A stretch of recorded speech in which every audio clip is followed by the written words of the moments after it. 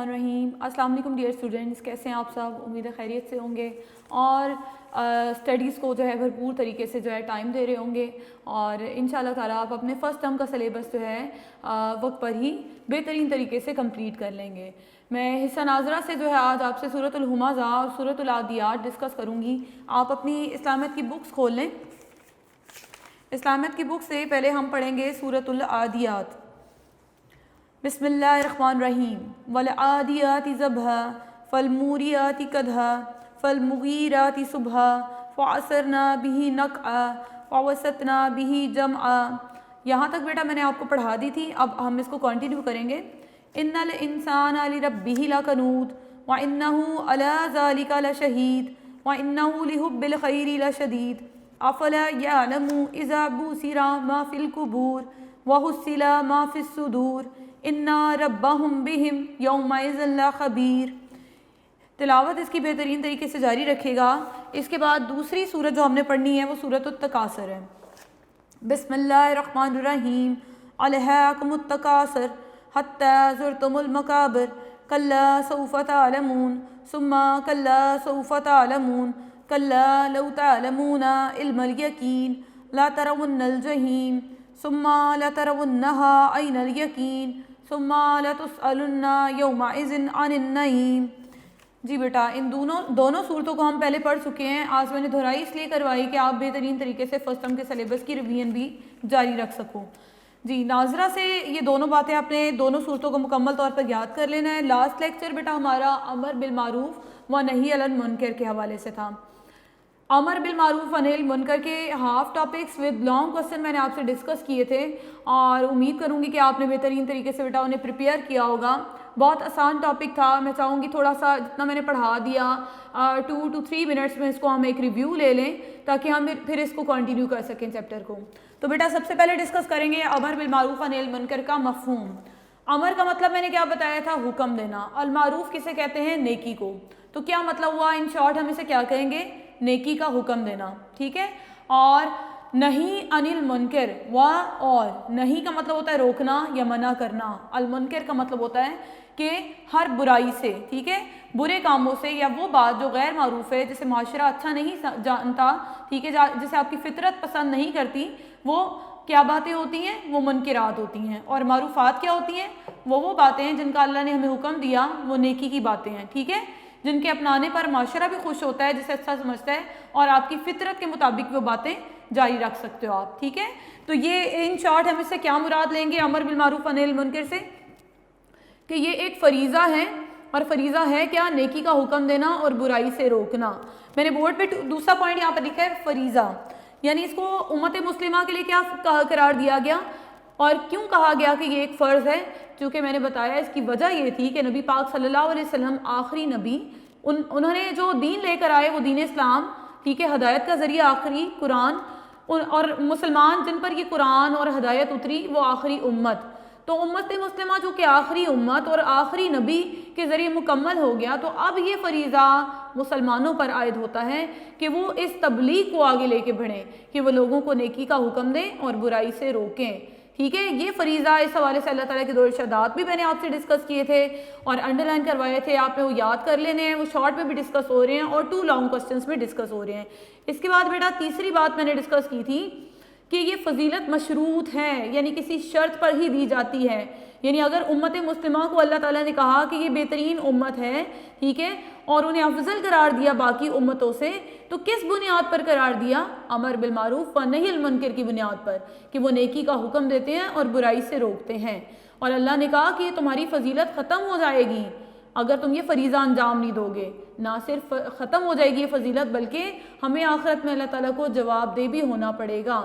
ये बात थी उस हवाले से। लास्ट पॉइंट जो मैंने डिस्कस किया था 4th क्वेश्चन के हवाले से वो था कि इस्लामी हुकूमत का अवलीन फरीज़ा यानी नेकी का हुक्म देना और बुराई से रोकना। कुरान की आयत से भी डिस्कस हो रहा था कि अल्लाह ताला जब उन्हें ज़मीन में इक़्तिदार अता करता है, यानी वो लोग जिन्हें अल्लाह ताला ज़मीन पर इक़्तिदार यानी हुकूमत देता है, तो उनको 4 तरह के फ़राइज़ दिए गए کہ وہ اقیم الصلاۃ، وہ کیا کریں، نماز قائم کریں، یعنی خود بھی نماز قائم کریں اور لوگوں کے لیے بھی جو ہے اس بات کو معاشرے میں اس کا امپلیمنٹ آسان کریں کہ لوگ نمازوں کے اوقات دفاتر میں جو ہے پابندی اس چیز کی دیکھی جائے یا وقفہ دیا جائے تاکہ لوگ نمازوں کا اہتمام کر سکیں، ٹھیک ہے۔ اس کے بعد وہ اعطاء زکوٰۃ، وہ لوگ کیا کریں، زکوٰۃ ادا کریں، اور نہ صرف ادا کریں بلکہ زکوٰۃ کی ادائیگی کا بھی اہتمام کریں، وَتَأْمُرُونَ بِالنَّاسِ، اور نیکی کا حکم دیں، اور پھر کیا کریں، اور يَنْهُونَ عَنِ الْمُنْكَرِ، اور روکیں کس سے، برائیوں سے، ٹھیک ہے۔ یہ امت مسلمہ کے 4 فریضے اسلامی حکومت پر عائد ہوتے ہیں کہ وہ نماز قائم کریں، زکوٰۃ کی ادائیگی کا اہتمام کریں، نیکی کا حکم دیں اور برائیوں سے روکیں۔ یہ 4 باتوں کا خصوصی خیال رکھنا ہے آپ اس حوالے سے۔ آج کے لیکچر کو بیٹا کنٹینیو کریں گے، آپ اپنی بکس بھی کھول لیں اس لیکچر کو لے کے، اور نوٹس بھی، کیونکہ میں long questions beta side by side آپ سے ڈسکس کروں گی۔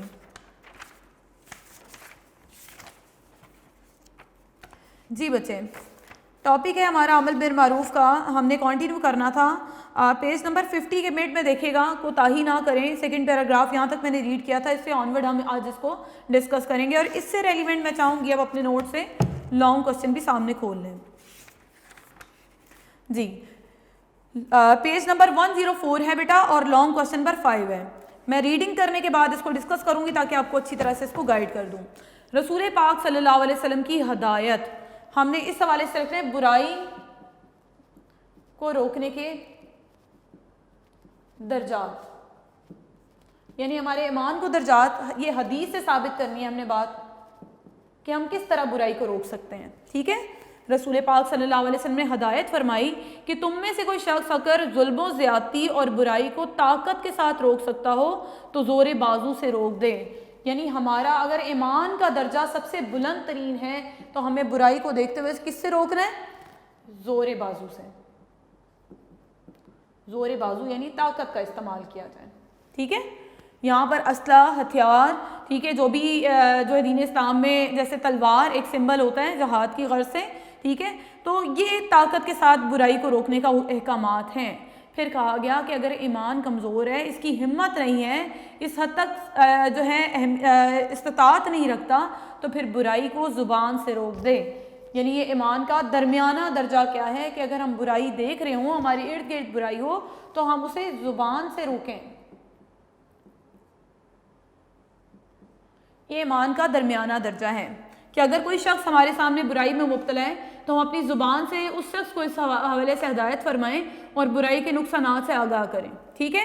پھر کہا گیا کہ اس کی ہمت نہ ہو اگر ایمان بے حد کمزور ہے، ایمان کا آخری درجہ بیان کیا جا رہا ہے، ٹھیک ہے، 3 درجات ایمان کے بیان کیے جا رہے ہیں، بہت کمزور ہے ایمان، تو ہم کم از کم اس برائی کو دل میں برا جانیں۔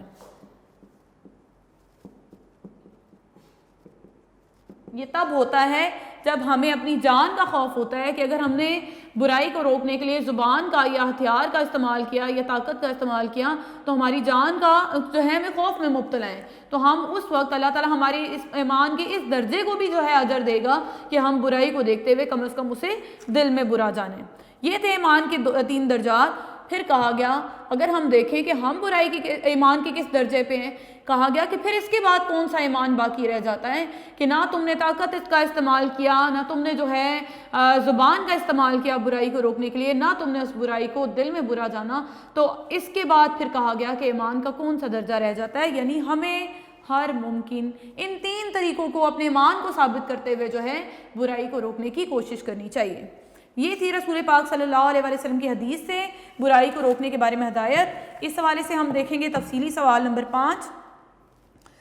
یہی حدیث ترجمہ میں دوبارہ نہیں پڑھوں گی، صرف میں وضاحت پڑھ دوں گی۔ اس حدیث سے 3 چیزیں سامنے آ رہی ہیں۔ برائی کو ہاتھ سے روکنا ایمان کا سب سے بہترین درجہ، یعنی یہ سب سے زیادہ ہمارے ایمان کی خوبصورتی اس چیز میں ہے کہ ہم برائی کو دیکھیں تو اپنے ایمان کے بلبوتے یعنی ایمان کے جو ہے راستے پر چلتے ہوئے اپنی طاقت کو استعمال کرتے ہوئے جو ہے برائی کو اپنے ہاتھ سے روکیں، ٹھیک ہے۔ پھر دوسرا درجہ بتایا گیا زبان سے، اگر انسان برائی کو اپنے سے ہاتھ سے روکنے کی طاقت نہیں رکھتا تو زبان سے روکنے کی کوشش کرے۔ تھرڈ ہیڈنگ ہے دل سے برا جانے، ایمان کا کمزور ترین درجہ آپ بیان کرو گے کہ اگر برائی کو ہاتھ اور زبان سے روکنے کی طاقت نہیں ہے تو کم از کم اسے دل میں برا جانے، اور یہ کمزور ترین ایمان کی علامت ہے۔ بہت ہی آسان یہ کوسچن ہے، ٹک کر لیں اس کو۔ میں کنٹینیو کروں گی ریڈنگ اور اس کے بعد میں آپ سے امر بالمعروف کی شرائط ڈسکس کروں گی۔ امت کا ہر فرد اپنی حد تک لوگوں کو دعوت اسلام دینے کا پابند ہے، یعنی میں نے آپ کو یہ پہلے بھی بتا دیا تھا کہ ہم بالکل بھی اس بات سے بری و ذمہ نہیں ہو سکتے کہ یہ فرض ہمارے والدین ادا کر دیتے، ہمارے بہن بھائی ادا کر دیتے، ہمارے اساتذہ ادا کر دیتے۔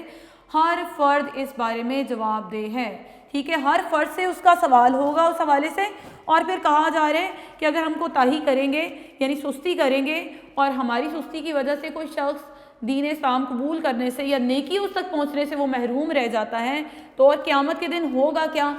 آپ کے سامنے یہ نقشہ کھینچا جا رہا ہے کہ وہ اللہ تعالیٰ کے دربار میں کھڑا ہوگا، ٹھیک ہے، اور دعویٰ کرے گا کہ یہ وہ شخص تھا تیرا، خود تو اسلام پر چلتا تھا، خود تو صراط مستقیم پر چلتا تھا، خود تو تیرے جو ہے تعلیمات کے مطابق زندگی گزار لیتا تھا، تو نے اس پر فرض عائد کر دیا کہ یہ مجھے برائی سے روکے اور بھلائی کی طرف بلائے، لیکن اس نے تو ایسا کچھ بھی نہیں کیا۔ یعنی وہ شخص تو فارغ ہو گیا، بری و ذمہ ہو گیا، اس نے سارا جو تھا اس چیز کا ملبہ ہمارے اوپر ڈال دیا، اس شخص پر ڈال دیا جو اس کے پاس رہتا تھا اور جس سے اس کو ہدایت نہیں دی تھی۔ تو کہا جا رہا ہے وہ کہے گا کہ اس نے تو مجھے نیکی کرنے کا حکم نہیں دیا، دین کی دعوت ہی نہیں دی، برائی سے روکا ہی نہیں، اس نے میری گمراہی اور میری برائی کا اصل ذمہ دار یہ ہے اور اسے اس بات کی سزا ملنی چاہیے۔ تو آپ یہ سوچیں، پھر ہر مسلمان کو اس بات کا جواب ابھی سے سوچ کے رکھنا چاہیے کہ پھر میں اس وقت کیا جواب دوں گا اللہ تعالیٰ کو کہ مجھے دین میرے تک پہنچا، مجھے اللہ تعالیٰ کی جو ہے تعلیمات، قرآن کی تعلیمات، احادیث کا علم تھا، لیکن میں نے نیکی کی ہدایت اور صراط مستقیم کا پابند اس شخص کو نہ کیا، ٹھیک ہے۔ یہ اس حوالے سے کہا جا رہا ہے کہ اللہ تعالیٰ ہر شخص سے جو ہے سوال کرے گا اس فرض کے حوالے سے، امر بالمعروف و نہی عن المنکر، کہ نیکی کا حکم دیا کہ نہیں دیا اور برائی سے روکا تو کیوں نہیں روکا، ٹھیک ہے۔ یہ ساری باتیں اب لاسٹ ہمارا ایک بہت ہی امپورٹنٹ آج کا ٹاپک ہے، میں چاہوں گی کہ ہر شرط کو بورڈ پہ ڈسکس کروں۔ امر بالمعروف و نہی عن المنکر کی شرائط۔ شرائط کا مطلب بیٹا کنڈیشنز ہوتا ہے، یعنی اگر ہمیں لوگوں کو دین کی طرف بلانا ہے، دعوت دینی ہے، تو کن شرائط، کن اصولوں، کن ضوابط کے تحت، یعنی نبی پاک صلی اللہ علیہ وسلم، سمپلی میں ان شارٹ بتاؤں گی، اس کا مطلب ہوتا ہے کہ تبلیغ کیسے کی جائے، تبلیغ کے اصول کیا ہیں۔ تبلیغ کا مطلب ہوتا ہے بیٹا کہ اللہ تعالیٰ کا دین لوگوں تک پہنچانا، ٹھیک ہے۔ تو تبلیغ کے لیے اللہ تعالیٰ نے کچھ اصول قرآن سے بتائے، کچھ نبی پاک صلی اللہ علیہ وسلم کے اسوہ سے ہم نے سیکھے کہ تبلیغ کیسے کی جانی چاہیے، ٹھیک ہے۔ یہاں پر کہا جا رہا ہے کہ یہ فریضہ بہت اہم ہے، اللہ تعالیٰ نے اس سلسلے میں چند شرائط بیان کی ہیں جن باتوں کا ہمیں خیال رکھنا چاہیے، جن میں سے چند ایک باتیں درج ذیل ہیں۔ میں پیراگراف پڑھوں گی، اس کے بعد میں آپ سے لانگ کوسچن نمبر 6 ڈسکس کروں گی، چونکہ میں چاہوں گی کہ آپ ریڈنگ کے ساتھ یہ باتیں سیکھ لو، پھر انشاءاللہ تعالیٰ جب ہم ریڈ کر لیں گے تو آپ کو لانگ کوسچن نمبر 6 آلریڈی جو میں کنوے کر چکی ہوں گی، ٹھیک ہے۔ سب سے پہلی بات ہو رہی ہے دین کے بارے میں کسی پر جبر کی اجازت نہیں، ٹھیک ہے۔ تو پہلا پوائنٹ ہم کیا لے سکتے ہیں اس کی شرائط میں؟ جبر سے اجتناب۔ جبر کا مطلب ہوتا ہے ظلم یا زبردستی، ٹھیک ہے، یا طاقت کا استعمال کرتے ہوئے۔ دین کا سب سے پہلا اصول بیٹا یہی ہے کہ دین کے معاملے میں زبردستی نہیں، لا اکراہ فی الدین، لا اکراہ فی الدین، کہ دین کے بارے میں جبر نہیں۔ نبی پاک صلی اللہ علیہ وسلم کے پاس ایک دفعہ نجران سے عیسائیوں کا ایک وفد آیا ہوا تھا، نبی پاک صلی اللہ علیہ وسلم نے مسجد میں ٹھہرایا، دین کی باتوں سے آگاہ کیا، لیکن وہ سب جو ہے نبی پاک صلی اللہ علیہ وسلم کی تبلیغ پر انہوں نے کوئی کان نہ دھرے اور واپس چلے گئے۔ جب صحابہ رضی اللہ تعالیٰ عنہ کو جو ہے غصہ آیا اس سلسلے میں، تو نبی پاک صلی اللہ علیہ وسلم نے فرمایا تھا کہ ہم میں صرف اتنا جو کہا جا رہا ہے کہ ہم دین کی ہدایت لوگوں تک پہنچا دیں، ہم اس معاملے میں زبردستی نہیں کر سکتے، ٹھیک ہے۔ تو کہا گیا کہ طاقت کا استعمال نہیں کرنا چاہیے، ہمیں صرف اتنا کرنا چاہیے کہ ہم جو ہے لوگوں تک دین کی جو ہے باتیں پہنچائیں۔ قرآن میں بھی نبی پاک صلی اللہ علیہ وسلم کو کہا گیا تھا یا ایھا المدثر قم فانذر، ٹھیک ہے، کہا گیا کہ اے جو ہے کمبل اوڑھنے والے اٹھ اور لوگوں کو جو ہے اللہ تعالیٰ کی ذات سے اور باتوں سے جو ہے ڈرا، خوفزدہ کر. یعنی نبی پاک صلی اللہ علیہ وسلم تک کیا پیغام تھا کہ وہ آپ لوگوں تک اللہ تعالیٰ کا پیغام پہنچائے. زبردستی تبلیغ سے روکا گیا. یہ دین کا پہلا اور لازمی اصول ہے. اور اس حوالے سے چند باتیں میں مزید بتاؤں گی کہ نبی پاک صلی اللہ علیہ وسلم نے نہ ہی طاقت استعمال کی، نہ ہی کسی قسم کا لوگوں کو لالچ دیا. آپ نے دلائل کے ساتھ جو ہے گفتگو کی، غور و فکر کی دعوت دی لوگوں کو، جو ہے دین کے بارے میں تفتیش کرنے کا کہا. اس طرح نبی پاک صلی اللہ علیہ وسلم نے ان میں دین کی جستجو پیدا کی. اور آخرکار پھر کیا ہوا، وہ لوگ جو دین کی جستجو میں مبتلا ہو گئے وہ لوگ قبول اسلام بھی کر لیا انہوں نے. اسی وجہ سے نبی پاک صلی اللہ علیہ وسلم کی تبلیغ سے لوگ جوگ در جوگ یعنی گروہ در گروہ جو تھے وہ دین اسلام میں داخل ہوتے چلے گئے. یعنی یہ پہلی بات کسی طرح سے ہمیں رد نہیں کرنی کہ ہم نرمی کریں، رواداری کریں، محبت کریں اور جو ہے مروت سے کام لیں، درگزر سے کام لیں اور احتیاط سے تبلیغ کریں. ٹھیک ہے، لازمی اس بات کا خیال رکھنا چاہیے. پہلا پوائنٹ آپ کو سمجھ آ گیا ہوگا، میں نوٹ سے بھی ڈسکس کر لوں کہ دین کے بارے میں کسی پر جبر کی اجازت نہیں. جبر یعنی زبردستی آپ لکھ سکتے ہو اس کا میننگ. ہم سب اس بات کے تو پابند ہیں کہ لوگوں کو اسلام کی حقانیت کا مطلب ہوتا ہے سچائی. حق کا سے لفظ دیا گیا حقانیت. ٹھیک ہے، تو حق سچ کو کہتے ہیں، تو حقانیت کا مطلب ہوا سچائی. اور کفر کی برائی پوری طرح وضاحت سے سمجھا دیں. یعنی نبی پاک نے لوگوں کو دین کی سچائی بھی بتائی اور کفر کی برائی بھی بتائی کہ آخرت میں اس کا انجام کیا ہوگا. فرق لوگوں پہ واضح کر دیا. اب یہ لوگوں پہ چھوڑ دیا کہ وہ کون سا راستہ اختیار کریں. ٹھیک ہے، نبی پاک صلی اللہ علیہ وسلم نے اسلام قبول کرنے پر مجبور نہیں کیا، کیونکہ اسلام قبول کرنا ایک شخص کے اختیار اور آزادانہ مرضی اور انتخاب پر منحصر ہے. یعنی وہ شخص آزاد ہے کہ وہ دین قبول کرے کہ نہ کرے. آپ جانتے ہو جتنے بھی نان مسلم جب کنورٹ ہوتے ہیں، اسلام میں داخل ہوتے ہیں، تو پھر وہ پہلے دین کا مطالعہ کرتے ہیں. ٹھیک ہے، اور پھر وہ اس دین کو جب بہتر پاتے ہیں تو پھر ہی وہ اس دین کو قبول کرتے ہیں. ٹھیک ہے، دوسرا پوائنٹ یہاں پر بتایا جا رہا ہے کہ یہ کام حکمت اور عمدہ نصیحت کے انداز میں جو ہے سر انجام دیں. یعنی دوسرا پوائنٹ ہمیں بتایا جا رہا ہے دلائل کے ساتھ.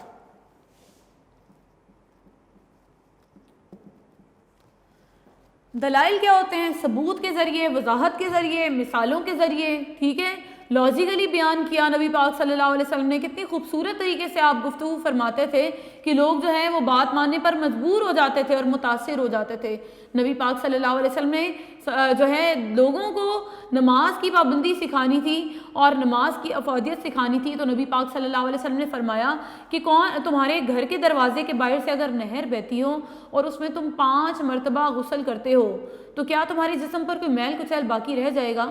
صحابہ کہنے لگے کہ بالکل بھی کوئی میل کچیل باقی نہیں رہے گا. نبی پاک صلی اللہ علیہ وسلم نے فرمایا کہ بالکل یہی مثال جو ہے 5 نمازوں کی ہے. اگر تم 5 نمازوں کی پابندی کرتے ہو، 5 وقتہ نماز ادا کرتے ہو تو اللہ تعالیٰ تم سے تمہارے گناہوں کو مٹا دے گا. ٹھیک ہے، کتنے خوبصورت طریقہ سے نبی پاک صلی اللہ علیہ وسلم نے دلیل کے ساتھ یہ بات واضح کی کہ جس طرح ہمارے جسم پر 5 بار نہانے سے میل کچیل نہیں رہتا، اس طرح نماز کی ادائیگی سے اللہ تعالیٰ ہمیں گناہوں سے پاک صاف کر دیتا ہے. تو یہ ترغیب کس طرح نماز کی دی گئی. اسی طرح نبی پاک صلی اللہ علیہ وسلم نے دین کا ہر فریضہ لوگوں تک مثبت دلائل کے ساتھ پیش کیا. اس کے بعد ہم پڑھیں گے جی ایک مسلمان کا فریضہ ہے کہ جب وہ کسی کو دین کی طرف راغب کرنا چاہے تو اسے دین کی باتیں پوری وضاحت سے سمجھا دے اور مؤثر یعنی اثر رکھنے والے دلائل سے اسلام کی سچائی سے آگاہ کرے. یہ پوائنٹ تھا بیٹا کس حوالے سے؟ دلائل کے حوالے سے.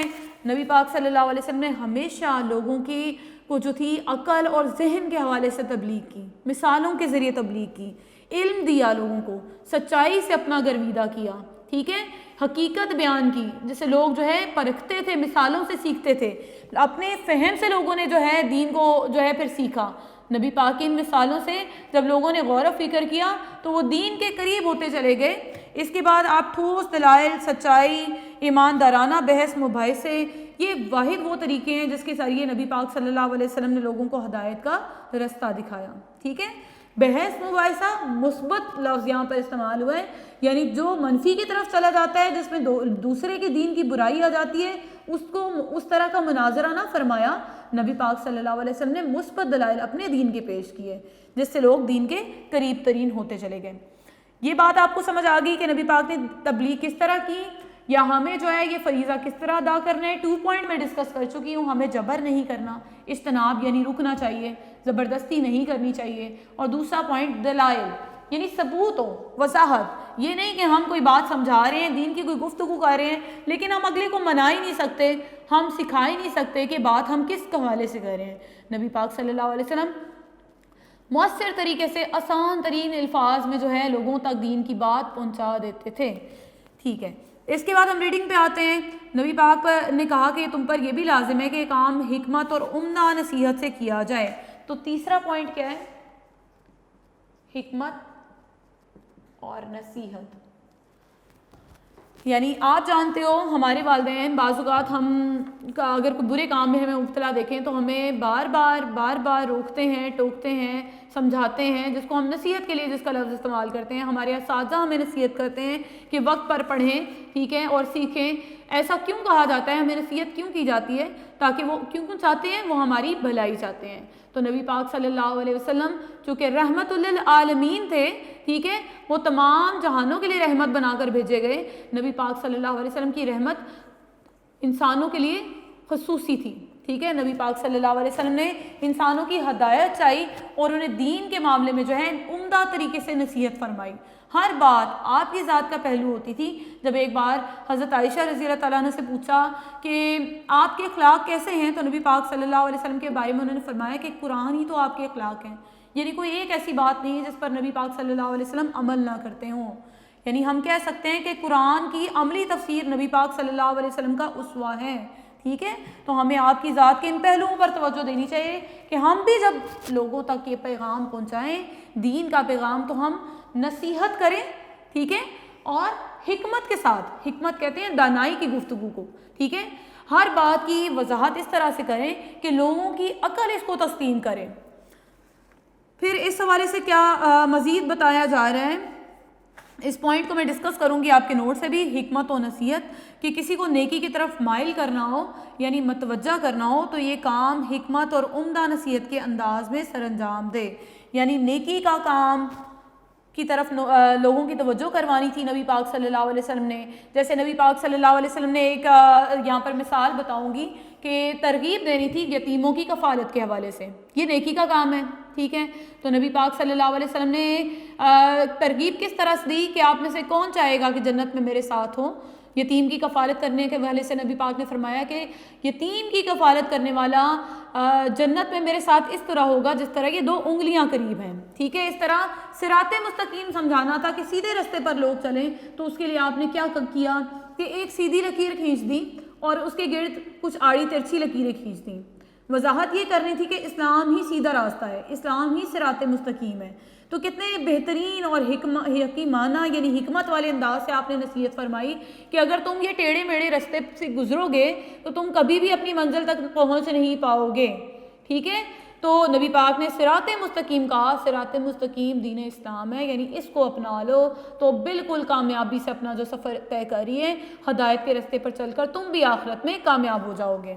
ٹھیک ہے, یہ تھا آپ کا عمدہ نصیحت کا طریقہ. اس حوالے سے اللہ تعالیٰ کا کیا ارشاد ہے کہ اپنے رب کے راستے کی طرف لوگوں کو حکمت سے بلاؤ یعنی دانائی سے.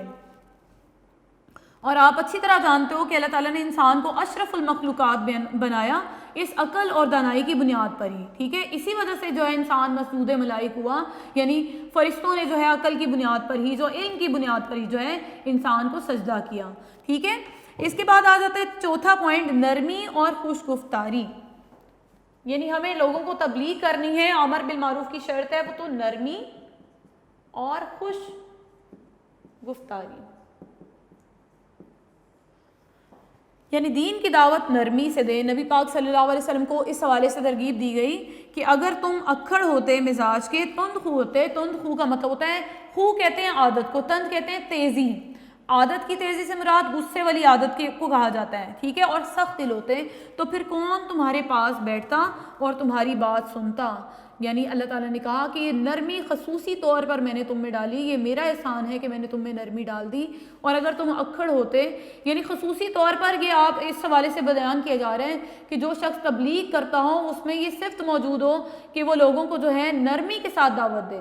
اگر ہم دیکھیں نصیحت, اگر آپ بھی یہ بات اچھی طرح جانتے ہیں, اگر آپ کے والدین آپ کو کوئی بات سمجھانے کے لیے سختی اپناتے ہیں تو آپ اتنا ہی بگڑ جاتے ہیں اور اس اچھائی کو اپنانے کی کوشش نہیں کرتے، لیکن جہاں والدین آپ کو نرمی سے سمجھاتے ہیں تو کہیں نہ کہیں آپ بھی اپنا مثبت پہلو جو ہے ظاہر کرتے ہو اپنے رویے کا، ٹھیک ہے۔ تو اس حوالے سے کہا گیا کہ جب بھی ہمیں نصیحت کرنی ہے، تبلیغ کرنی ہے تو نرمی سے کرنی ہے۔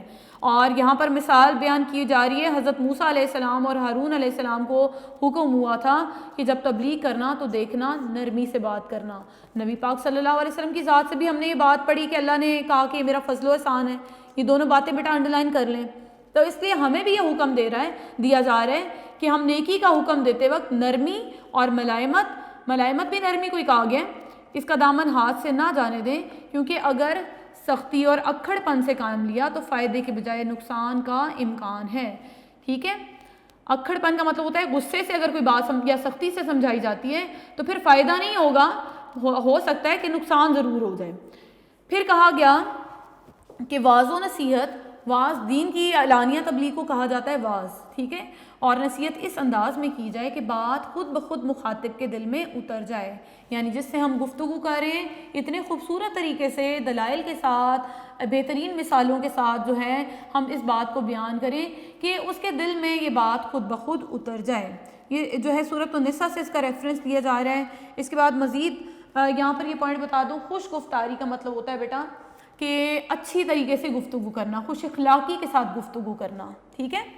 اگر ہم جو ہے بد تہذیبی کے ساتھ گفتگو رکھیں گے تو کوئی ہماری دین کی یا اچھائی کی بات میں سننے میں بھی دلچسپی نہیں رکھے گا۔ ہم اگر اچھے طریقے سے، خوبصورت طریقے سے گفتگو کریں گے تو لوگ ہماری بات کی طرف توجہ فرمائیں گے، ٹھیک ہے۔ اس کے بعد مزید پوائنٹ جو ڈسکس کیا جا رہا ہے وہ ہے خیر خواہی کا جذبہ، انسانیت کا، کی خدمت کا یا خیر خواہی کا جذبہ۔ یعنی اگر ہم لوگوں کو دین کی دعوت کی طرف بلا رہے ہیں تو بیٹا اس کے جیسے نبی پاک صلی اللہ علیہ وسلم جو انسانیت کی بھلائی چاہتے تھے، جیسے کہ میں نے پہلے بتایا کہ نبی پاک صلی اللہ علیہ وسلم کے تو اس حوالے سے بیان کیا جا رہا ہے کہ آپ رحمت للعالمین تھے، ٹھیک ہے، آپ نے سلامتی والا دین لوگوں کی طرف لے کر آئے تھے، آپ نے اپنے اسوہ کے ذریعے دین پھیلایا، آپ نے غیر مسلموں سے نرمی اختیار کی، انہیں درگزر فرمایا ان کی غلطیوں کو، ٹھیک ہے، ہدایت کی طرف لے کر آئے، آپ امید کی کرن ثابت ہوئے تمام لوگوں کے لیے۔ تو یہ صرف اور صرف پیچھے کیا جذبہ تھا؟ خیر خواہی کا، یعنی آپ لوگوں کے لیے بھلائی چاہتے تھے، انہیں آخرت کے عذاب سے چھٹکارا چاہتے تھے۔ آپ جانتے ہو نبی پاک صلی اللہ علیہ وسلم جب ہو کر آئے تھے معراج النبی کے موقع پر، جب آپ نے عرش پر جو ہے مختلف جہنم کے درجات دیکھے تو اس کے بعد رسول اللہ صلی اللہ علیہ وسلم انتہائی غمزدہ تھے امت کے حوالے سے، ٹھیک ہے، اپنی امت کی خیر خواہی چاہتے تھے، آخرت میں جہنم سے کے عذاب سے کے خوف میں مبتلا تھے کہ میری امت کا کوئی فرد جو ہے اس جہنم کے عذاب میں مبتلا نہ ہو جائے۔ تو ایک ہدایت دینے والے کے لیے کیا چیز ضروری ہے کہ وہ خیر خواہی چاہتا ہو۔ یہاں پر امپورٹنٹ بات میں ایڈ کرنا چاہوں گی کہ ایک دفعہ ایک آدمی نے حضرت عبداللہ بن عباس رضی اللہ تعالیٰ عنہ سے فرمایا کہ میں دین کی تبلیغ کا کام کرنا چاہتا ہوں۔ آپ رضی اللہ تعالیٰ عنہ نے فرمایا ٹھیک ہے، لیکن کیا تم اس مرتبے پر پہنچ چکے ہو؟ اگر تمہیں اندیشہ نہ ہو تو یہ 3 آیات تمہیں رسوا کریں گی تو ضرور تبلیغ کرو، یعنی 3 آیات کے مطابق اگر اپنی زندگی گزارتے ہو تو ٹھیک ہے پھر تبلیغ کرو، لیکن اگر تم ان آیات کے مطابق اپنے آپ کو نہیں پاتے تو پھر تمہیں تبلیغ کا حق نہیں ہے۔ وہ 3 آیات کی کیا تھیں ذرا توجہ سے سنیے گا۔ اتامرون الناس بالبر وتنہون انفسکم، کہ تم لوگوں کو دین کی دعوت دیتے ہو یا لوگوں کو نیکی کی طرف بلاتے ہو یا نیکی کا حکم دیتے ہو، وَتَنْهَوْنَ أَنفُسَكُمْ، اور تم خود کو بھول جاتے ہو، یعنی ہم لوگوں کو تو دین کی طرف، نیکی کی طرف بلا رہے ہیں، لیکن کیا وہ نیکی ہم خود بھی کر رہے ہیں کہ نہیں؟ یعنی ہم تبلیغ کیسے کر سکتے ہیں، ہم لوگوں کو دین اس بات کی طرف کیسے موٹیویٹ کر سکتے ہیں جو بات ہم ہی نہیں کرتے، ٹھیک ہے۔ جیسے اگر میں نماز نہیں پڑھتی ہوں گی تو میں کیا اپنی اولاد کو کہوں گی کہ نماز پڑھ دو، کیا وہ پڑھ پائیں گی؟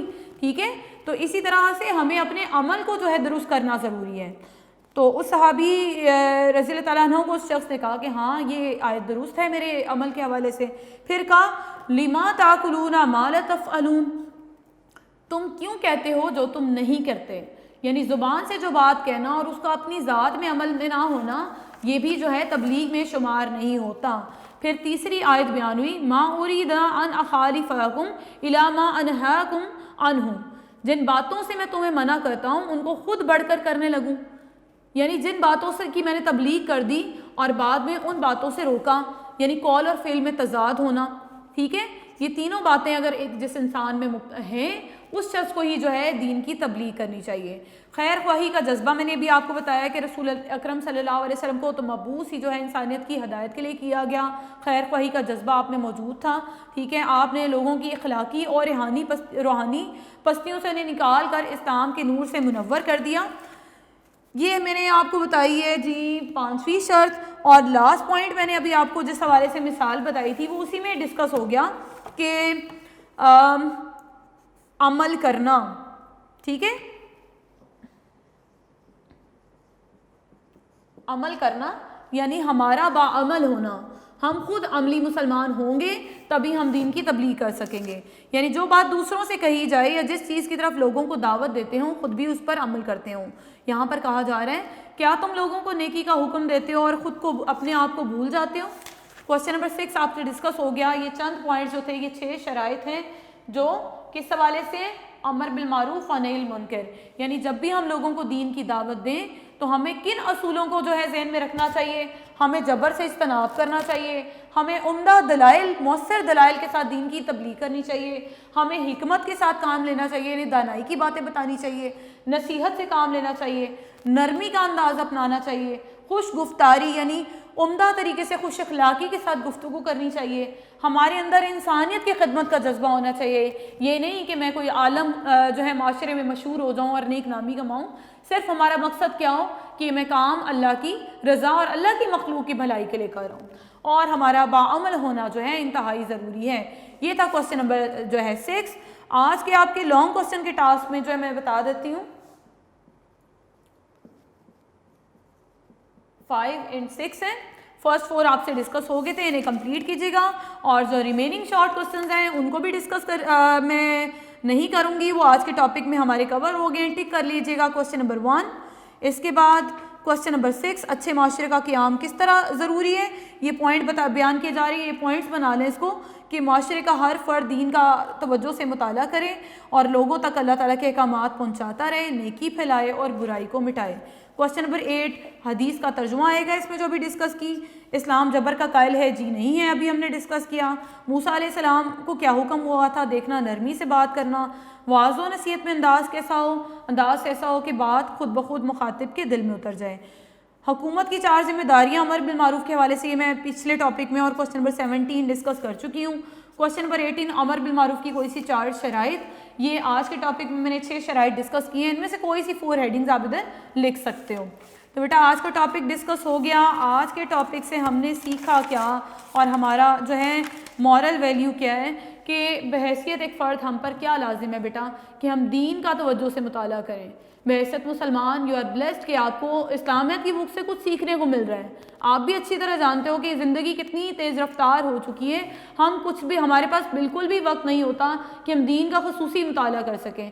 تو بحیثیت ایک طالب علم آپ کے پاس ایک خصوصی موقع ہے کہ جو باتیں آپ اپنے ٹیچر سے سیکھ رہے ہو، اپنے اسلامک لیکچر سے سیکھ رہے ہو، انہیں اپناؤ، دین کا توجہ سے مطالعہ کرو، علم حاصل کرو، زیادہ سے زیادہ دین کا نالج حاصل کرو، اور لوگوں تک جیسے آپ کوئی بھی اچھی بات سنتے ہو اسے اپنے بہن بھائیوں تک، دوست احباب سے لازمی شیئر کرو۔ میں نے پہلے بھی بتایا تھا یہ صدقہ جاریہ ہے، کیونکہ ہم اپنے جیسا کہ ابھی آپ نے پڑھا کہ بحیثیت فرد ہم آخرت میں جواب دہ ہیں، ٹھیک ہے، ہم انڈیویجول جو ہیں ذمہ دار ہیں، تو ہمیں اپنی ذمہ داری جو اپنے حصے کی ہے آج سے ہی جو ہے پوری کرنی ہے تاکہ ہم آخرت میں اللہ کے سامنے سرخرو ہو سکیں۔